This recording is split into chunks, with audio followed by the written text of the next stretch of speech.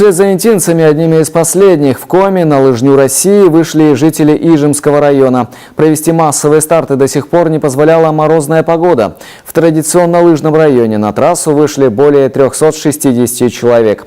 Участников могло быть и больше, но лучшие силы местных спортшкол уехали на соревнования в соседней Усть-Цильме. Картина спортивного праздника в репортаже Светланы Некрасовой.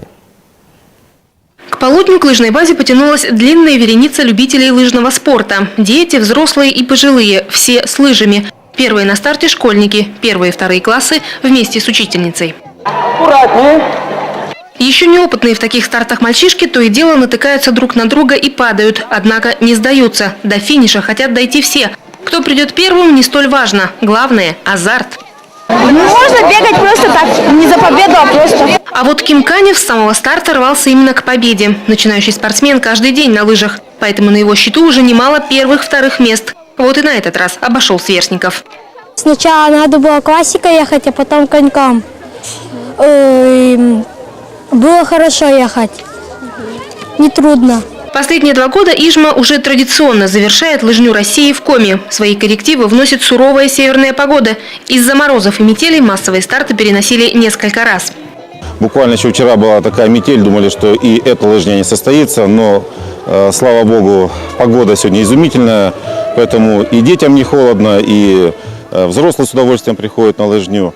Тем более у нас обновленный стадион. Лыжи по свежему снегу идут легко, а вот дороги изрядно замело. Бывшему учителю физкультуры из Бакура Юрию Рочеву пришлось пробиваться на соревнования в Ижму на буране. Выемшим желание мы.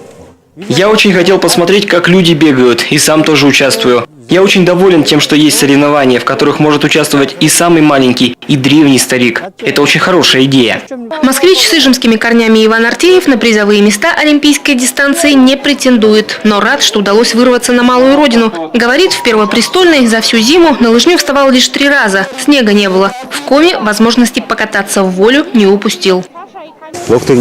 По пути заезжал в Карткирос, там проводили лямпиаду, на лямпах тоже пробежал. Но какое место занял, не знаю, не дождался награждения. Но людей было много, человек 70 участвовало. Спортивный праздник удался на ура. После завершения дистанции участников и гостей угощали горячим чаем и сладостями. Призеров отметили грамотами и фирменными шапочками лыжни России. Светлана Некрасова, Константин Куратов, Людмила Чудова, Анатолий Канев, телеканал Юрган, Ижемский район.